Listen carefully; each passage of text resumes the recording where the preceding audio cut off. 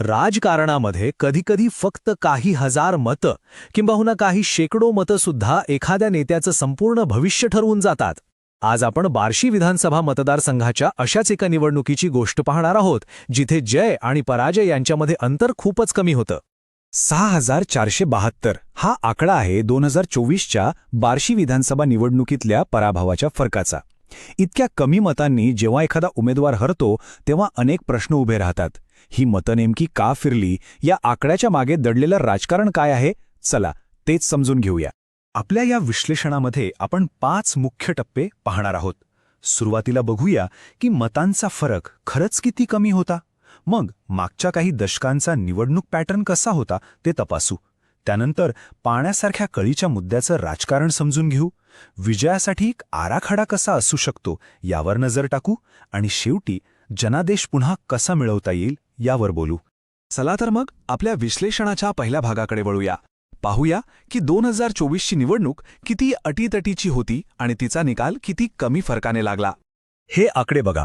विजेत्या उमेदवाराला म्हणजे भाजप युतीच्या उमेदवाराला मिळाली 49.07% मतं आणि पराभूत उमेदवाराला म्हणजे महाविकास आघाडीच्या उमेदवाराला मिळाली 46.48% मतं. फरक किती? फक्त 3.59%. म्हणजे ही एक अत्यंत चुरशीची लढत होती, अगदी शेवटच्या क्षणापर्यंत. आता या निकालाच्या जरा मुळाशी जाऊया, नाही का? 2024मध्ये जे घडलं ते समजून घेण्यासाठी आपल्याला बार्शीच्या गेल्या काही दशकांच्या राजकीय इतिहासात डोकावून पाहावा लागेल. ही आकडेवारी दिलीप सोपल यांच्या राजकीय प्रवासाची एक प्रकारची स्थिरता दाखवते. 1995 पासून ते अगदी 2019 पर्यंत त्यांना सातत्याने 45%च्या आसपास मतं मिळत राहिली आहेत. यावरून एक गोष्ट स्पष्ट होते की त्यांचा एक स्वतःचा पक्का मतदारसंघ आहे जो त्यांच्या पाठीशी उभा राहतो. पण मग चित्र बदललं कुठे? ते इथे बघा. 2014 साली भाजप युतीला बार्शीमध्ये फक्त 7.60% मतं होती आणि 10 वर्षात 2024मध्ये हा आकडा थेट 46.5%वर पोहोचला. ही वाढ प्रचंड आहे, अनपेक्षित आहे. तर मग कळीचा मुद्दा हा आहे की अचानक असं काय घडलं?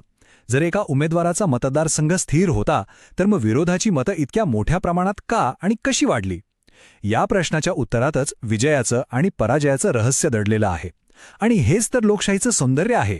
मतदार माहितीच्या आधारे आपल्या अनुभवांवरून निर्णय घेतात आणि तो मतपेटीतून व्यक्त करतात. आणि या प्रश्नाचं उत्तर आपल्याला मिळतं बार्शीच्या मातीत आणि त्या मातीला लागणाऱ्या पाण्यात. या बदलामागचं सर्वात मोठं कारण आहे पाणी. बार्शीमध्ये पाणी हा फक्त एक मुद्दा नाही, ती लोकांची जीवनवाहिनी आहे आणि त्यांच्या भावना त्याच्याशी जोडलेल्या आहेत. हे एक वाक्य बार्शीतली संपूर्ण परिस्थिती सांगून जातं.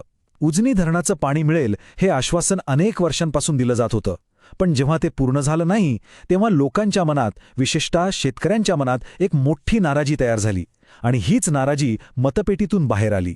इथे बघा, मतदारांच्या प्रमुख तक्रारींमध्ये पाणी टंचाई ही सर्वात तीव्र आणि संपूर्ण मतदारसंघाला प्रभावित करणारी समस्या आहे. त्यानंतर शेतीचं संकट आणि बेरोजगारी हे मुद्दे येतात. पण जो मुद्दा प्रत्येकाला स्पर्श करतो तो म्हणजे पाणी. ठीक आहे, आत्तापर्यंत आपण समस्या काय आहे हे पाहिलं, पण या परिस्थितीतून मार्ग कसा काढायचा, पुनरागमन कसं करायचं, यासाठी एक प्रभावी आणि जमिनीवरची रणनीती कशी असू शकते ते आता आपण पाहूया. या पुनरागमनासाठी एक मॉडेल वापरलं जाऊ शकतं, ज्याला आपण चतुर्मुख सिद्धांत म्हणू शकतो. ही एक 4 आघाड्यांवर लढण्याची रणनीती आहे जी निवडणुकीच्या प्रत्येक पैलूवर लक्ष केंद्रित करते. या सिद्धांताचे 4 सोपे भाग आहेत. पहिला, निवडणुकीचा चेहरा म्हणजे स्थानिक लोकांच्या जिव्हाळ्याच्या मुद्द्यांना हात घालणं. दुसरा, संघटनात्मक चेहरा म्हणजे पक्षाच्या कार्यकर्त्यांना, बूथ स्तरावरील टीमला मजबूत करणं. तिसरा, कथानकाचा चेहरा म्हणजे लोकांपर्यंत आपला संदेश योग्य प्रकारे पोहोचवणं. आणि चौथा, संसाधनांचा चेहरा म्हणजे कमीत कमी पैशात जास्तीत जास्त प्रभावी काम करणं. या 4ही आघाड्यांवर एकाच वेळी काम करणं गरजेचं आहे. आता आपण आपल्या विश्लेषणाच्या शेवटच्या आणि सर्वात महत्त्वाच्या टप्प्यावर आलो आहोत. या भागात आपण त्या मुख्य कृती पाहणार आहोत ज्या बार्शीचा जनादेश परत मिळवण्यासाठी निर्णायक ठरू शकतात. तर विजयासाठी या काही मुख्य शिफारसी आहेत. 1. पाणी टंचाईलाच प्रचाराचा केंद्रीय मुद्दा बनवणं. 2. बूथ लेव्हलपर्यंत संघटना पुन्हा उभी करणं. 3. राष्ट्रीय पातळीवरच्या मुद्द्यांना स्थानिक मुद्द्यांनी उत्तर देणं.